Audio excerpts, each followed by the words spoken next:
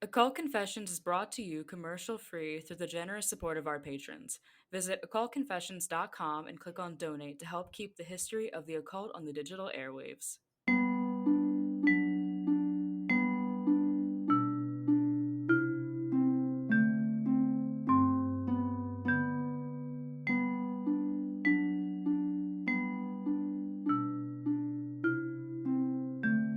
All right, and we're back for part 2 of our conversation about Rasputin. In our last episode, Bree, help me out here. I didn't actually write anything down about what happened on our last episode. I'm just going to do this from what we just talked about.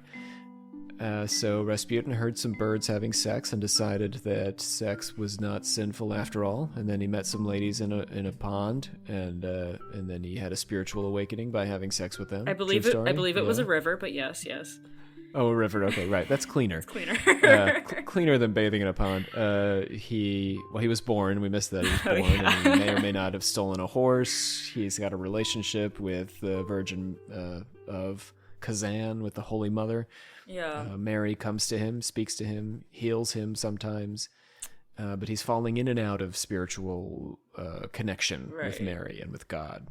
And he drinks heavy, and he, as we're saying, he gets in these sexual escapades. But the sex he seems to have made some peace with, but maybe not, because his wife says this is his burden to bear. His wife, Praskovia, she's a champ. She's a true trooper. She's a champ. Yeah. They've got three children who survive together. And Rasputin, when we left off, was just getting in to the court of the Romanovs, and is going to become the healer for the Tsaritsa Alexandra's sick, ailing, perhaps hemophilic, also Nicholas II's son, Alexei, who is the heir to the Romanov throne. Well, the would-be heir. Mm-hmm. I'm not giving anything away when I tell you that that's not going to work out for anybody. Yeah, no, nothing works out for anybody here. Maybe Rasputin's fault. Maybe. All right.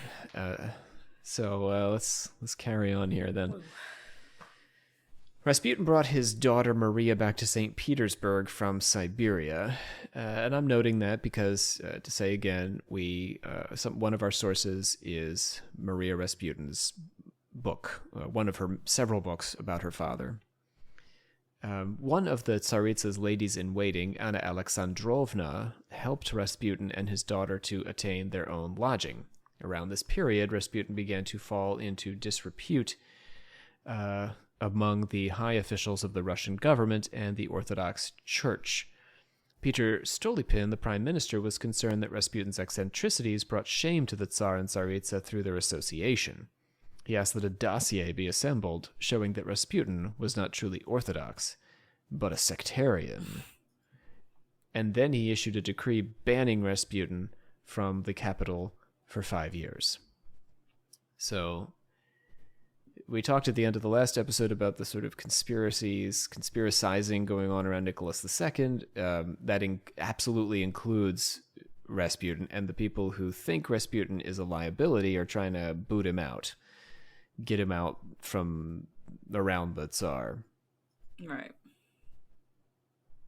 So, Rasputin caught wind of Stolypin's conniving, wind of the decree, and he managed to escape Stolypin's henchmen before they could serve it to him. He rushed from a train into a waiting car and hid at a private house.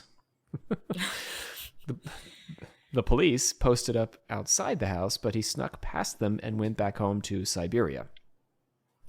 Rather than send the order to Siberia, Stolypin gave up and destroyed it. But Rasputin wasn't out of hot water just yet. In 1909, he was accused of raping one of his followers, Kyonaya Berlatskaya. And the governess for the Tsar's children said he often visited them while they were in their night clothes, even though though the oldest of those children was only 15 and 13. So creepy.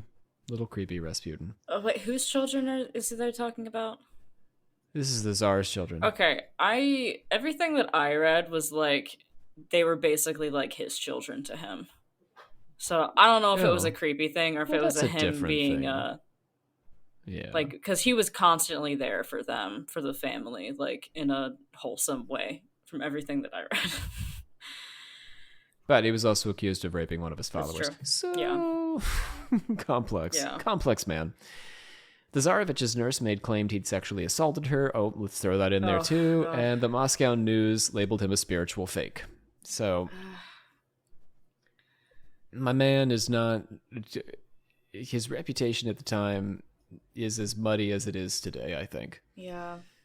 That's never changed. Yeah.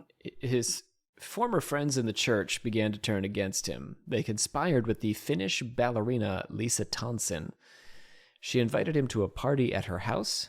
She got him drunk, stripped off his clothes, and then the conspirators photographed him with prostitutes. Rather than wait for his enemies to show the Tsar, he brought the photographs himself to the Tsar. Yeah.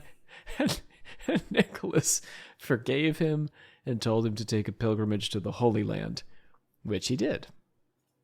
Yeah. In fact, he wrote a whole travelogue about the experience. Isn't that delightful? My man makes lemonade, right? Yeah. While on pilgrimage, Rasputin fell into a depression and was struck by a terrible fever, prompting an out-of-body experience. Finally, he met yet another vision of the Virgin Mary, and his fever broke. This, he believed, was a sign that he should return to his mission and that God had forgiven him. Rasputin returned to the city, but the Prime Minister Kokovtsov, yeah, does that feel all right to you? Kokovtsov believed Rasputin was a bad influence and attempted to bribe him to leave. So now the Prime Minister is like showering him with rubles to try to get him out of the city. Unwilling to further upset the government and his cabinet, Nicholas sent Rasputin home to Siberia. While he was away, the Tsarevich Alexei hurt himself and suffered a near-fatal bleeding spell.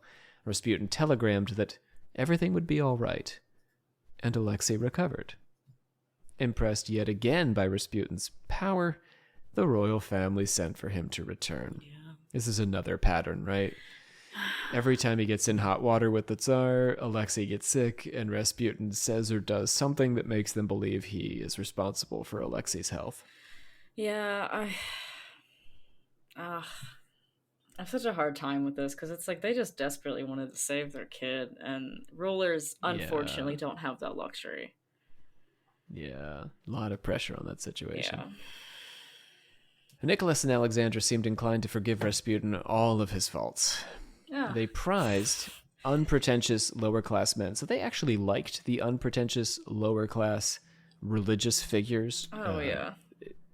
Because they believed they approached God as ordinary believers. Mm-hmm. And Rasputin actually helped to promote men like himself from his position of authority and influence with the Romanovs. But the Orthodox authorities continued to attack him, so I'm going to guess all of this rubbed them the wrong way. Like the learned priests and monks and the guys in the hierarchy were not thrilled with Rasputin and the starets promoting all these other guys like him. Yeah, no, they were like, we got our books. You can keep your, honestly, a bit, why can't I think of words? What is happening? Every time we do Rasputin, I just forget all of my vocabulary. It's like they don't want the... I wouldn't... They're anti-intellectual, the Romanovs? Yeah, and he's more open, I guess. Like, it's not as critical of the self, you know? Well, in a way, it's like that old, American idea that a medium is more believable if she's young and female and theoretically uneducated. The more educated you are, the more likely you are to, be fooling people with your supposed revelations and knowledge and ability. That uneducated person is more blank, open, and honest. I mean, that's a ridiculous assumption. But it's an assumption that can be made at a glance if you're not really thinking about the prompt. Yeah, and it's a little condescending, really, on the part of people who are, highly educated. Right. But that gets him in the end. The monk Iliador and the bishop Hermogen, both of whom... Here we go. Here's the story. Both of whom Rasputin had helped to moderate on behalf of the Tsar when their religious radicalism threatened to alienate the public, turned against him. So this was the thing. Nicholas was like, these guys are important guys. And Nicholas says, Rasputin, man, these guys are getting a little, crazy about their politics. Can you sort of even out the rough edges here. So Rasputin steps in, does a bit of this with these men, and smooths the relationship with Nicholas. But then they decide that he's too powerful or he's too funky or whatever, and they're going to try to get rid of him. Right, and with Iliador specifically, they didn't agree on certain things. So, of course, they had different opinions on sex. I imagine many people did at that time, just in general, but especially within a sort of quote-unquote priest type of place. But also, they disagreed greatly. The worst part was that they disagreed on what the worst sin was. Iliador believed that it was the first commandment, but Rasputin believed it was hypocrisy. So they really didn't get along on that, because and they had. What is the first commandment? I don't remember. I didn't put that in my notes. Let me look that up. The first commandment. People are shouting this at their iPhones or radios in their cars. First commandment: Thou shalt have no gods before me. Okay, so that explains why they really didn't get along, because Rasputin, it's like, well, he probably thought that in it of itself was greatly hypocritical of Iliador specifically. But they had so many arguments about them, and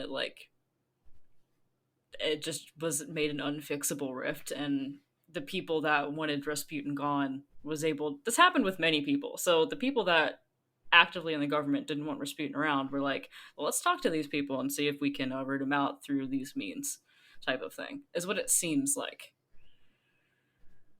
Here's a fun dinner conversation for you. Is thou shalt have no God before me or hypocrisy worse? Which one is worse? Hypocrisy. Having a God before God, or I personally am really, really miffed at hypocrisy. Yeah, I don't like Rasputin wins that one. I couldn't anyway, among us. Hypocritical people, yes, hypocritical oaths. Say, yeah. So, here we go. They turned against him. This story is so ridiculous. At Hermogen's residence, these guys ambushed him. Hermogen hurled accusations at Rasputin while his associate Dmitry Kolyaba started screaming and grabbed Rasputin by the penis until Rasputin confessed his sins. Yeah. Crying out, "It's true." I believe Kolyaba had some sort of developmental issues or something. But anyway, grabbed him by the penis. They told him to make a pilgrimage to the monastery at the caves at Kiev, but Rasputin went to Nicholas instead, who had Hermogen ordered into exile. Yeah. Mm-hmm. It was a strange, this scene, reading it, I had to read over it twice, because I was like, is this real? Is this what I'm reading right now? This is ridiculous. Because they basically were so bizarre. They were trying to hold him there. They wouldn't let him leave. And he was like, guys. By the penis. Yeah, by the penis. No matter the most ridiculous way you can hold a man in place. It really is.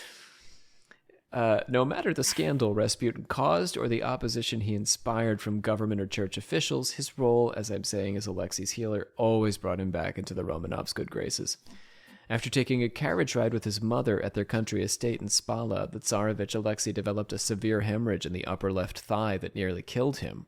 The boy was in the throes of agony for days, and eventually the monarchy put out a notice asking for the country's prayers. Bree mentioned last episode, this is not something they wanted to talk about, so it was very rare that they would let the country know what's going on, because this is a threat to the monarchy if the heir dies. Mm-hmm. But this was so serious that they let the country know and asked them to pray. And Alexandra wrote to Rasputin, and he replied, "Fear nothing. The illness is not dangerous, as they are saying. See that the doctors do not bother him." On the 9th of October, 7 days after the onset of the trauma, his temperature fell, and the doctors concluded that the worst of it was over, with no medical explanation for his recovery to be found.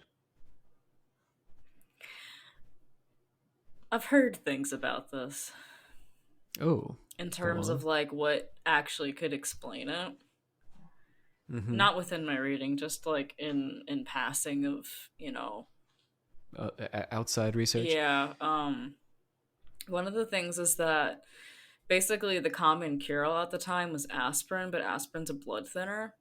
So keeping the doctor away, if it was common, if he was around enough, he could have known that, they would have been giving him aspirin, and he'd been like, just don't let the doctors go near him. Don't give him aspirin is basically what that equates to. Oh, that's interesting. Yeah, that's something I've heard. I think that's the only thing that I've heard that makes any close to sense. It could, but other than him just being a mystical healer. I have this other idea, which is kind of more on the mystical side of things. Rasputin did, it seems, have a talent for charming and treating Alexei. While it may have been psychosomatic, the scholar Furman, who's one of our two main sources for these episodes, he mentions the Countess Sophie Buxhoveden's observation that certain people functioned as zagovarivat krov. So this is a Russian term. Zagovarivat krov.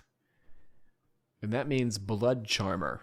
I've heard this too. I think I've heard this. Zagovarivat krov. There's a term you can impress your friends with later. Mm-hmm. So those who could talk with the blood, like a blood whisperer, blood charmer. Perhaps Rasputin, who was also described as a horse whisperer in his youth, was one such charmer. In any case, Nicholas and Alexandra believed a miracle had happened for their son, and they attributed that miracle to Grigori Rasputin. Back in St. Petersburg, Rasputin saw the Romanovs once a month now. Initially, he had to be let in, but the palace commandant worried over the gossip provoked by Rasputin being seen standing at the gates and started having him admitted immediately. So one more time for the folks in the cheap seats. Rasputin is a scandalous character, so much so that you don't even want him to be seen out front of your door. Right. Finally, it wasn't any of Rasputin's sexual exploits or eccentricities or conflicts with the church that caused a rift with the Romanovs, but rather, and this is so bizarre, his pacifism. Yeah. The Balkans War broke out when Serbia, Greece, and Bulgaria invaded Turkey, and Rasputin spoke to the newspapers, urging the country to avoid war. Ultimately, Russia's participation in the First World War would weaken Nicholas's image in the public and his military resources enough to allow the communists to take over Russia. So this is the famous story of how the communists took Russia. It was basically that Nicholas wore himself out. Yeah. Not him personally, but he wore out his army. So Rasputin was not wrong when he urged Russia to stay out of foreign conflicts. But Nicholas grew frustrated with Rasputin's anti-war politics and eventually expelled him from the capital, only to welcome him back again when Alexei briefly took ill yet again. Yep. On the eve of World War I, just after the assassination of the Archduke Franz Ferdinand, Alexandra telegrammed to Rasputin. He stepped out of his house to reply, and a woman draped in a veil to conceal that she was without a nose stepped forward and stabbed him in the stomach with a 15-inch bone-handled dagger.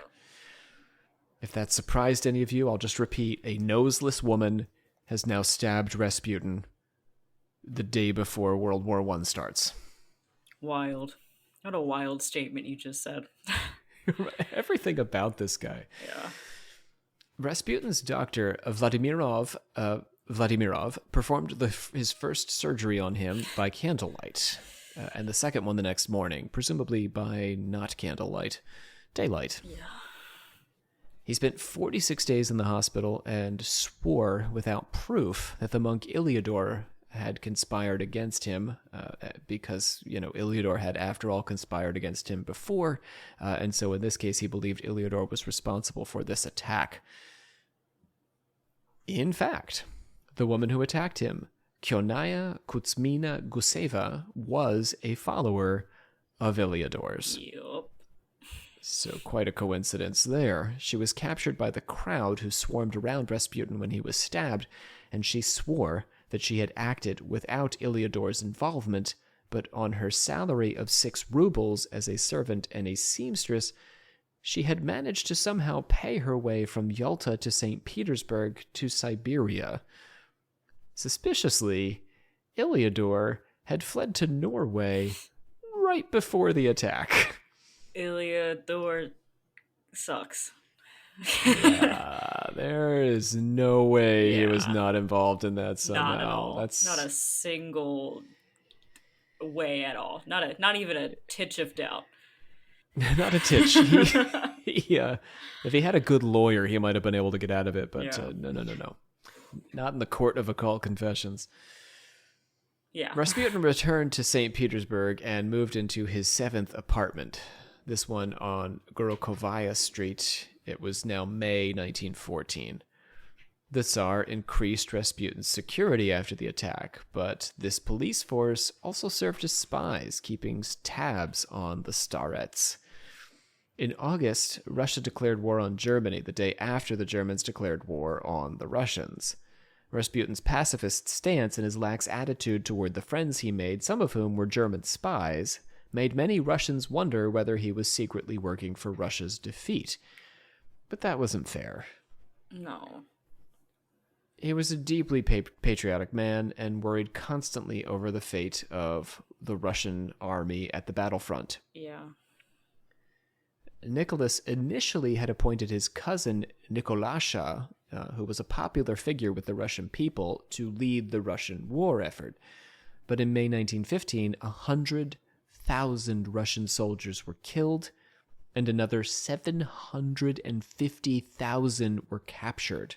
That's 1 million casualties. Yep. And Nicholas, it's not 1 million, it's close to 1 million, 850,000. And Nicholas, but that's within spitting distance of 1 million. Yeah. Think about that, 1 million people. Nicholas had to begin to consider how to replace his cousin after this event.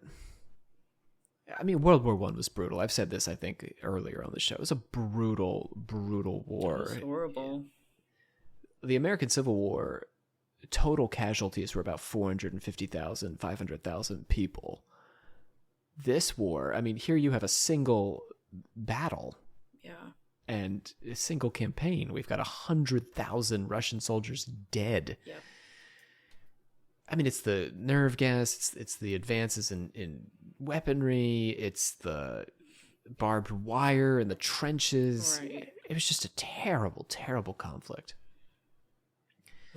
He resolved that he himself, Nicholas that is, should begin to consider, Nicholas II decided that he would become the supreme commander and delegate the actual military decision-making to his very competent general, Michael Alexeyev.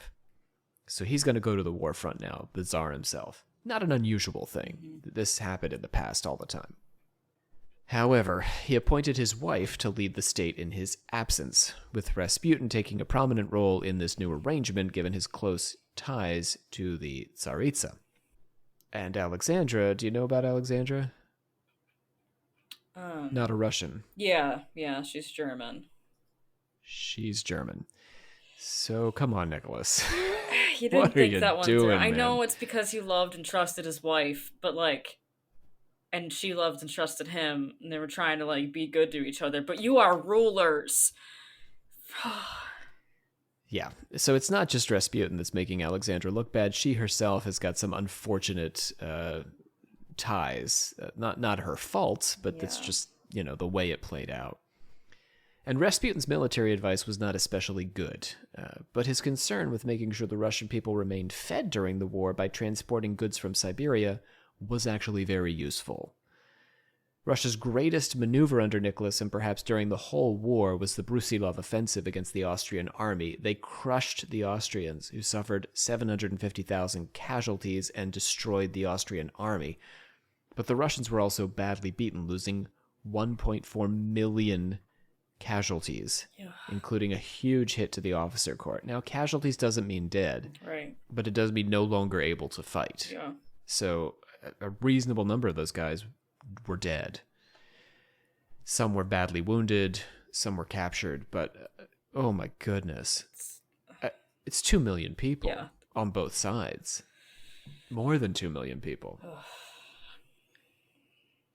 This catastrophic loss of life was deeply detrimental to Nicholas's reputation at home and the beginning of the end for the Romanovs and Imperial Russia. But before the Romanovs were shot in a dingy basement, Rasputin was assassinated in a series of events that have been obscured by legend and myth. Mm-hmm. Now, I want to say here, from a personal standpoint, Rasputin's one of those names. Like, he's such a character that I heard about Rasputin, not in history class or anything, but as a middle school student. Yeah. And this is what I heard about, is that Rasputin was this, Russian magician who they couldn't kill. He was a man they tried to kill over and over again, but he wouldn't die. Which... The rest of the story wasn't interested to middle school kids, I guess. No. Which... The amount of truth in that is that he died eventually, but they were just stupid about it and brutal about it and made sure it took a while.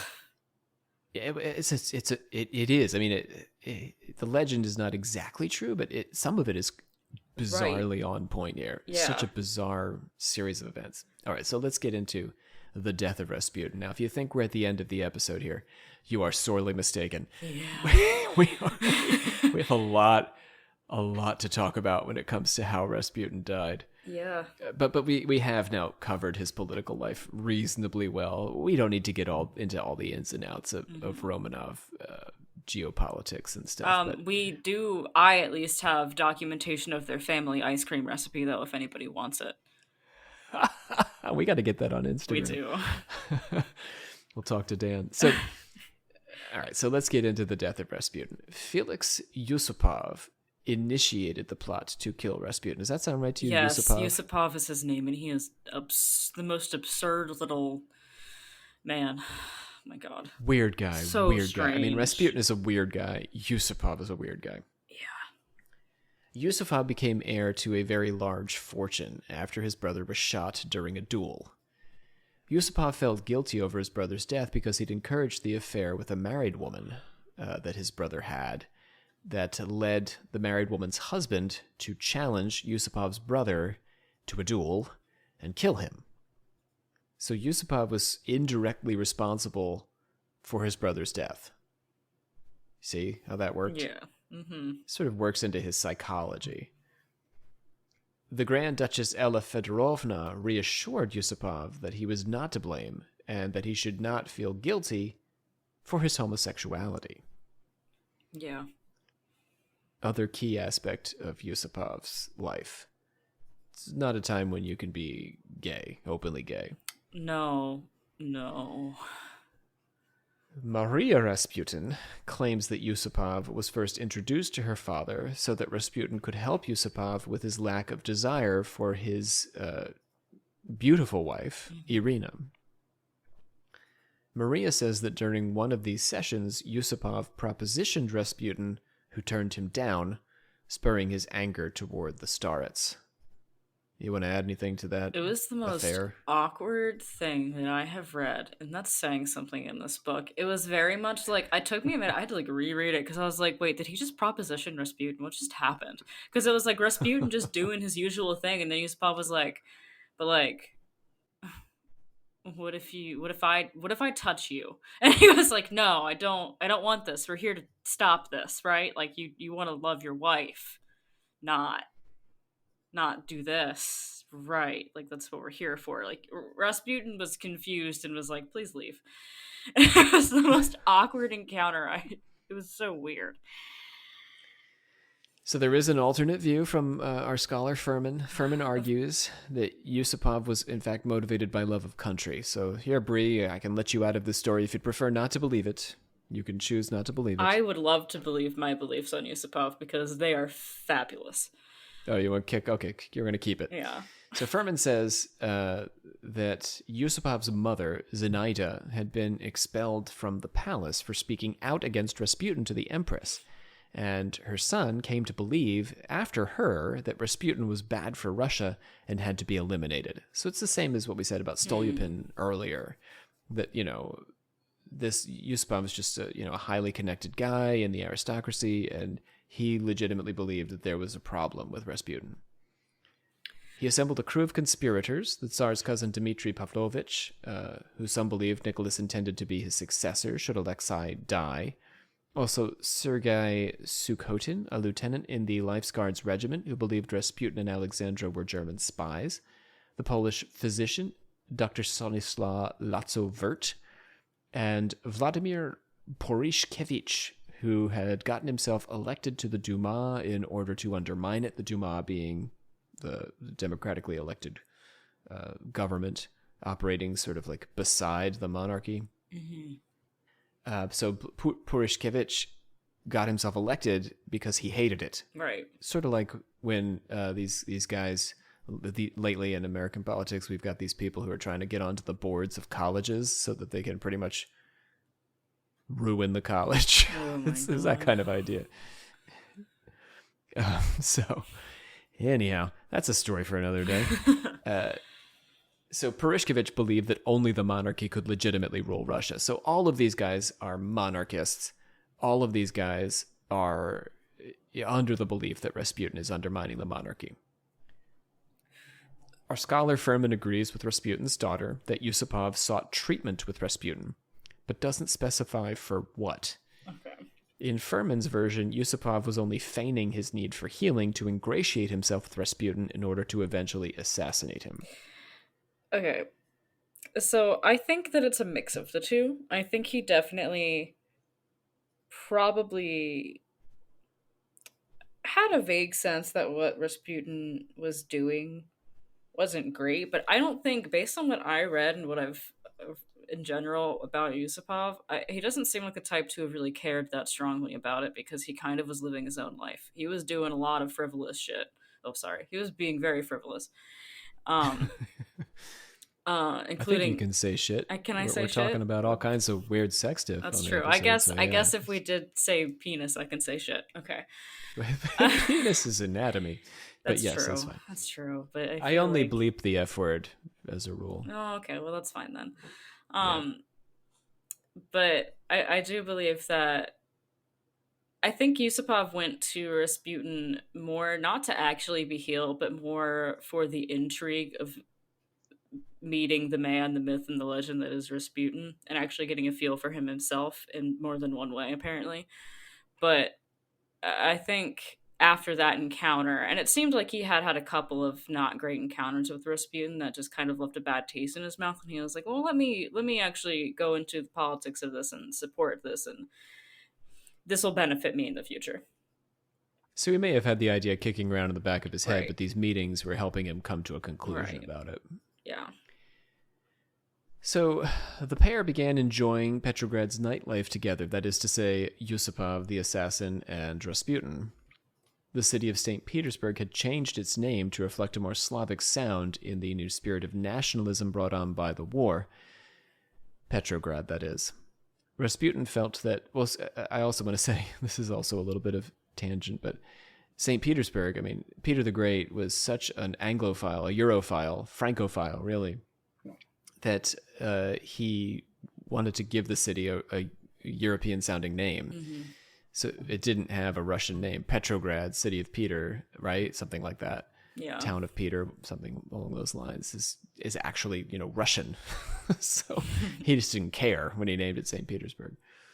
I mean, look at the word St. Petersburg. Berg is a European. That's what we call things. Right. Anyhow, so back to Rasputin. Rasputin felt that death was coming for him and warned Nicholas II that if he should die, or if Nicholas should desert him, the Tsar would lose his son and his crown within 6 months. Whoa. And you know what? Yeah, spoiler alert. But for himself, Rasputin was unconcerned with death, convinced that everything would happen according to God's plan no matter what he did. So in theory, Rasputin was not particularly cautious. Now, this is what my middle school buddies were talking about. On the evening of Friday, December 16th, Yusupov invited Rasputin to his home at Moika Palace. Maria and her sister Varvara actually hid Rasputin's galoshes, hoping to keep him from leaving. But he found them and went anyway. So I guess there was an air, everyone was like a foul air, like there was something in the air. It was, you know what I mean? So sad, because the opening chapter in Maria's book is basically her recalling, her father leaving and her knowing in her heart that he should not leave, but he left anyway, and she knew that was going to be the last time she saw her father.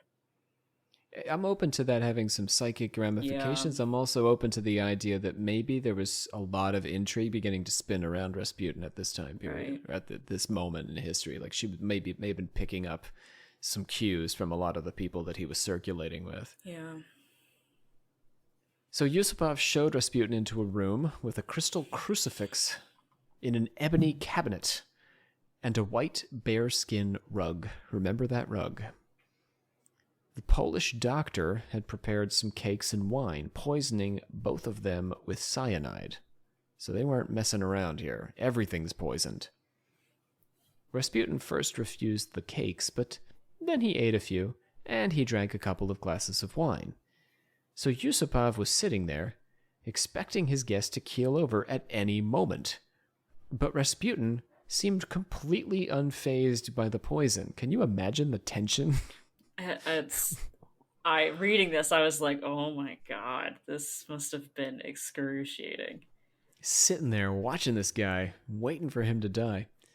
There was a guitar in the room, and Rasputin asked his host to sing to him. Yeah. Mm-hmm.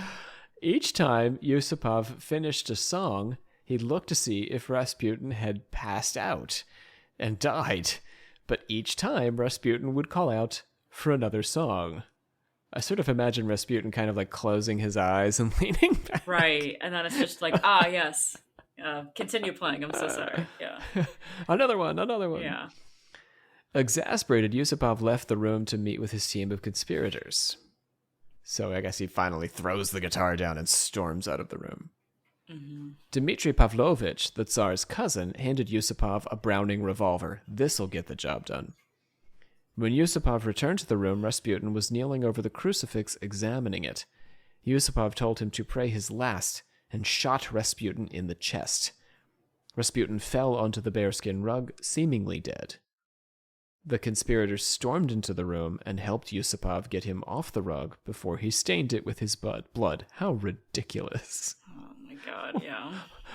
If you're going to have a white bearskin rug, I guess they were going to poison it, but like he could have vomited or something. Right, remove the rug. It's wine. Like I feel like you could just spill the wine on your rug. Right. Like, he could. Yeah, he would have fallen over. Remove your white rug from the room before you murder somebody in the room. This is advice for everybody. Out of your murder rooms.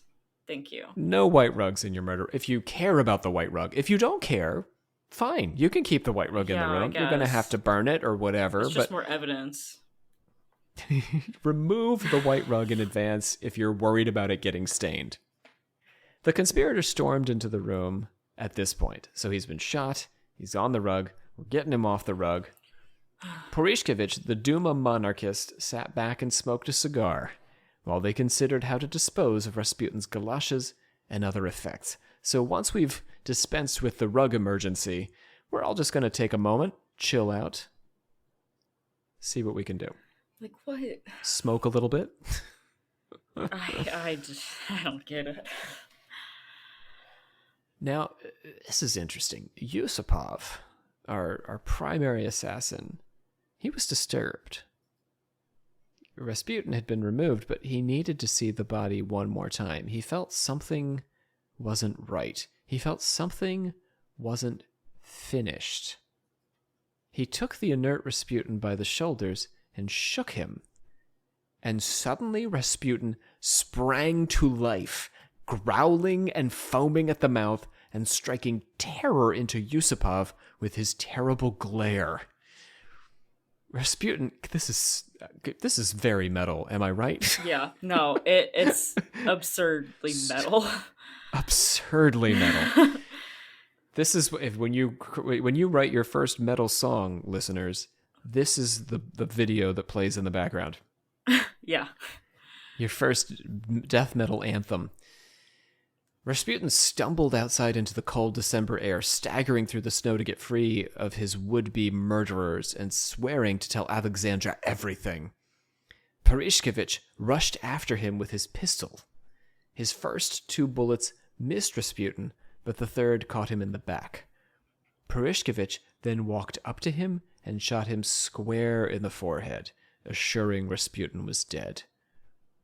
They wrapped his legs in his own fur coat, unable to get it around his body, rolled his body in a blue curtain, tied him up, brought him to the great Petrovsky Bridge, and tossed him into the icy water, hoping his corpse would float all the way to the Gulf of Finland. Rasputin was 47 years old. All right, Rob. Yeah. So you want to know one of the most chilling detail of this entire... Well, so my also version of events is a little bit more horrifying than that.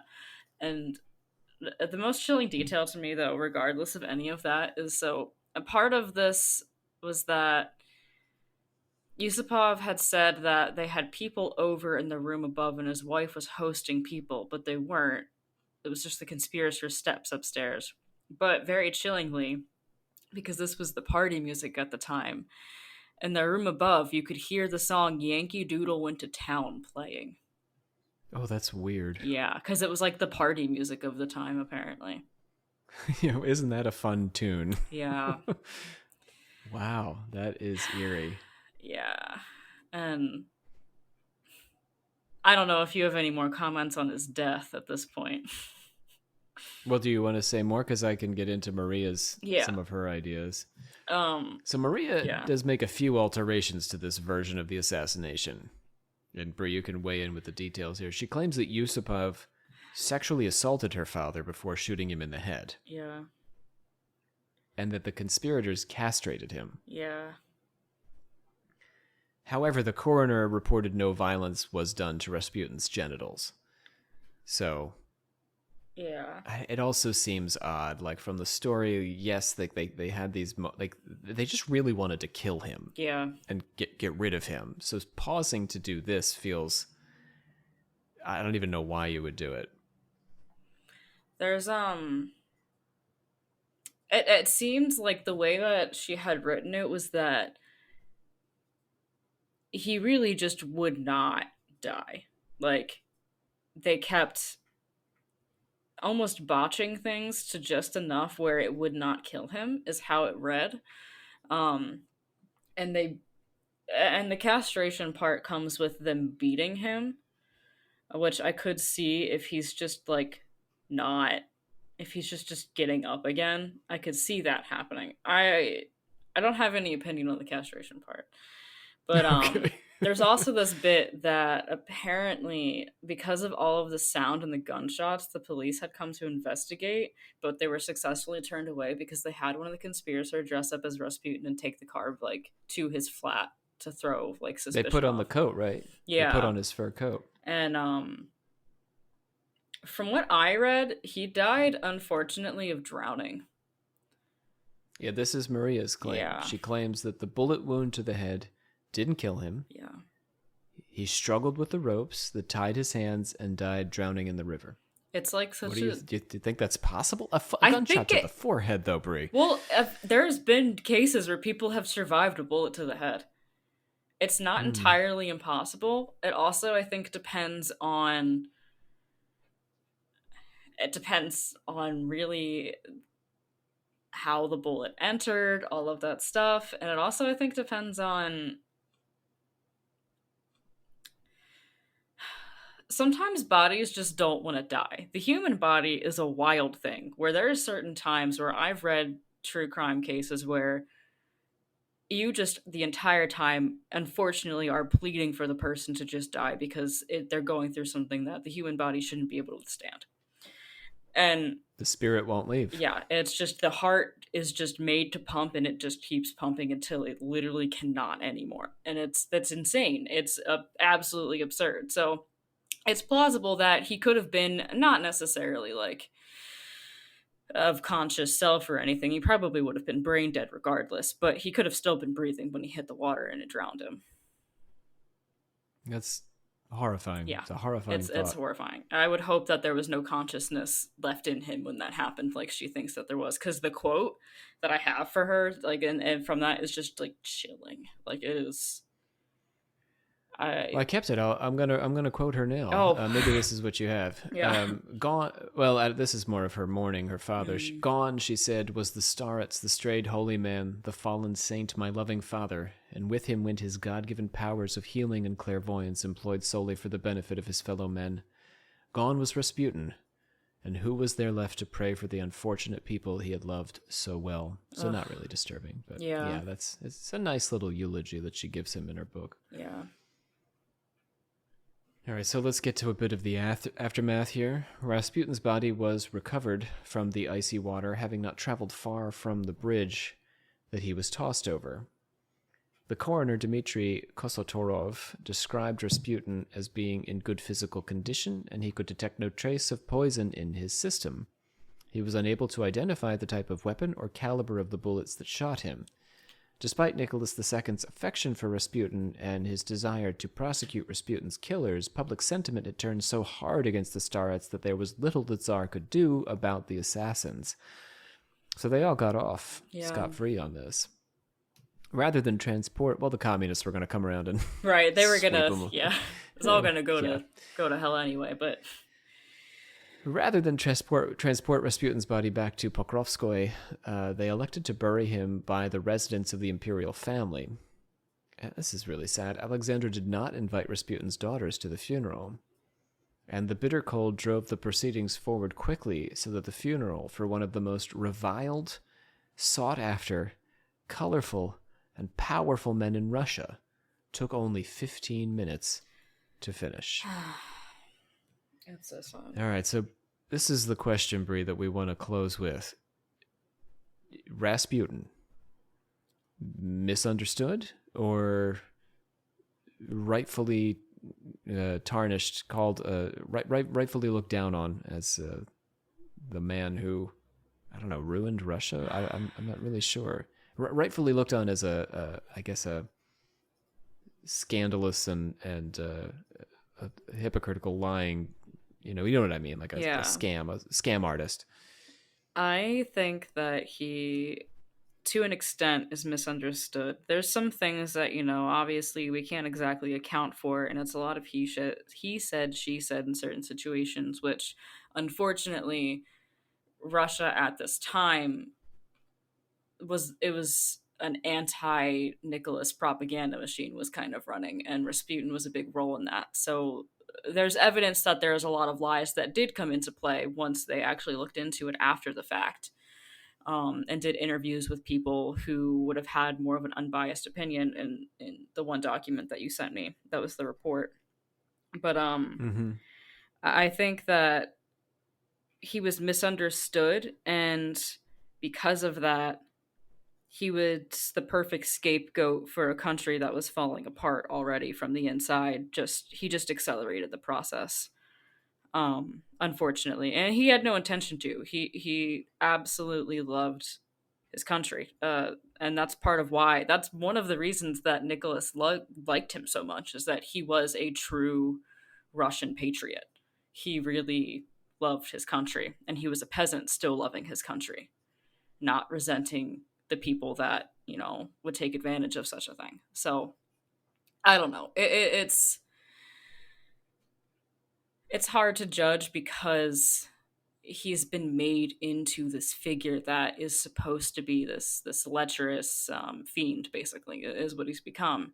And Russia still propagates that, because if they don't, then it shows the error in something in their history that was detrimental to them. But it would be made even worse if he was no longer that fiend. He's a scapegoat still to this day, based on everything. Oh, that's interesting. Yeah. So in Russian history, like if I was in a Russian grade school reading about the end of Imperial Russia, Rasputin is characterized as a villain? He probably would be. And everything that I read in that document, they mentioned that, it's propagated as he was a villain. I'm sure that they don't. If they give like a baseline, thing that they say. There's a baseline thing that they probably say, and that's kind of like the common knowledge, unless you look more into it. And to countries outside of Russia, like they won't give information out about Rasputin for the most part. It's one of those things that, not that they give much information out in the first place, but it's one of those things that they're like, the information we give you is the propaganda that we have been following since his existence, since his role in the fall of the Russian monarchy. Yeah. So Maria is kind of like, her writing these books is kind of a coup in a way to divulge what she knew about him. The government, you think over time, has never wanted there to be much more talk about Rasputin. Yeah, and there was a couple books that I don't remember from the document, but there was a couple books that were mentioned that had been or attempted to be published but were halted because it wasn't as anti-Rasputin as they wanted. It kind of shed a little bit more light on the honesty of the situation, specifically with, the people already trying to overthrow for, the more Freemason built crap. And, trying to not hold Russian culture and values anymore is what a lot of it looked like. So they were like, oh, let's not let those things get published. And specifically, they really try to halt that. It seemed like in America, at least for a while, they really tried to not have anything that didn't, feed the machine be sent over to the US or be available to the US. So let's talk about Miracle Worker, the supernatural side of this. What is your take on that? Was Rasputin a miracle worker? I believe that he was doing something. I don't know if I can say he was a miracle worker, because miracle seems too big of a word for what I feel like what he was doing. I think he definitely was a spiritual healer. I don't doubt that he didn't have some sort of spiritual ability. But as far as miracle, I don't know if I would take it that far. I feel like he was also, for an uneducated peasant, was a very knowledgeable individual. He was very street smart aware, and I think combining that with his spiritual nature and the things that he could do, because from a young age he was doing these things before he would have gathered the street smarts and the knowledge that he had by adulthood. He was doing things like it. So I feel like there's definitely something to his ability. And as he deteriorated mentally, his abilities just were gone by that point. By the time that he died, he was really just kind of like, he felt betrayed by God and by what he was trying to do for the country. So he stopped trying, is basically what Maria had said, was that he had stopped trying. So I feel like it kind of tracks and flows that he was doing something. What that is, I don't know, but it's something. I have to believe he was doing something. Weirdness. Yeah. Yeah, just so much weirdness. I mean, all the business with Alexei, the weird death, the things that you don't find in stories about other historical figures, this being killed 4 or 5 times over, all these instances of healing Alexei, these tales of, these intense pilgrimages. I mean, the man was certainly a spiritual seeker and had a complex relationship with God. And I find it hard. I think from a scholarly standpoint, it is harder to argue that he was not engaged in some kind of miracle working or healing than to argue that he was. There's just too much evidence that he was engaged in something. The argument counter, it is really, you have to stretch yourself. You have to really go down this. Yeah, it's a weird rabbit hole of trying to find ways to make things work when they just don't. Yeah, you have to come up with complex explanations to explain away the Rasputin phenomenon. Yeah. Or phenomena, I should say. And I had a thought. Oh, damn. About magic? It's like clearly something, especially in his death, like something was backing him. The human body does a lot, but like to have even the will alone without something, other supporting that will. It just doesn't. I don't know. Yeah, and I mean, I guess to a certain extent in folklore and legend, that remains the most remarkable thing about him is the way he didn't die. I mean, as a middle school kid, this is what I'm hearing about. This is what, some kid on the playground knows about Rasputin, the Russian magician who wouldn't die. Right. Also, he never slept with with Alexandra. So shut up about that. Yeah, that seems extremely unlikely. Yeah. No, Alexandra and Nicholas loved each other to a fault, and that is part of why the country fell apart. So, yeah, they didn't always keep politics in the front of mind. Yeah. I want to talk a little bit about our sources in case any of you are interested in them. It's Joseph T. Furman's was the scholar that we worked with that I read. That's Rasputin, the Untold Story.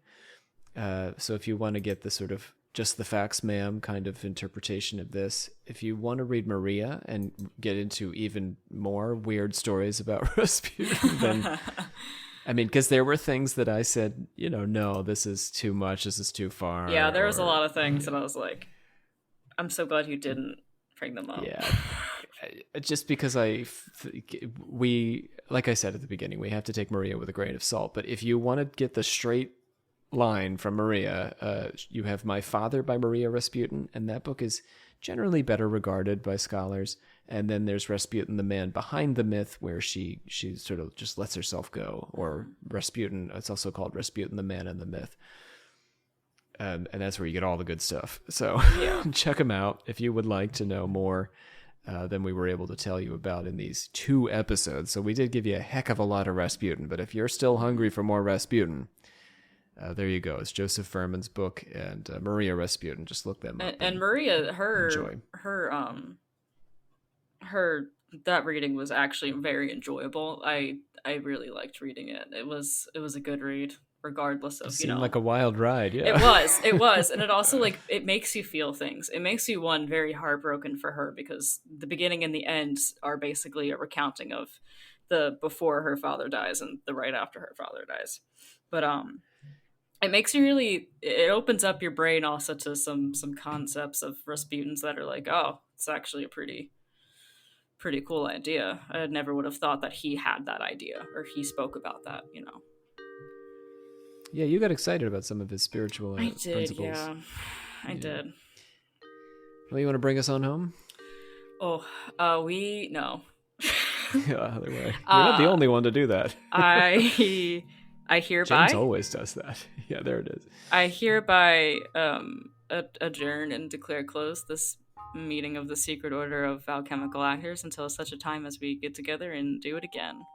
So this was just me and Bree today. And like the other day. No more folks to thank. I am your Supreme Hierophant, Dr. Robert C. Thompson. Bree Littoral is our metallurgic prophet who assisted with research for today's episode. Bye, guys. I hope you enjoy Rasputin as much as I do. Should you choose to dig further, it is perfectly fine to feel like you've had enough Rasputin. Yes, that's okay too. That's also true. I hope you at least enjoy this episode, or the further readings if you do them. Yeah. Don't feel pressured like you need to just keep Rasputining on into the future. You can, by all means, move on. Sometimes you need a break from him. So speaking of which, our next episode is going to be a fun one. This is a lady who was recommended to me, a turn of the century person, not too far, just a little bit before Rasputin's time period. A woman who wrote sex manuals for married couples and believed that she herself was married to a ghost. I'm talking about Ida Craddock. Yeah. Oh, sorry. I got excited. Coming up next, next time here on Occult Confessions.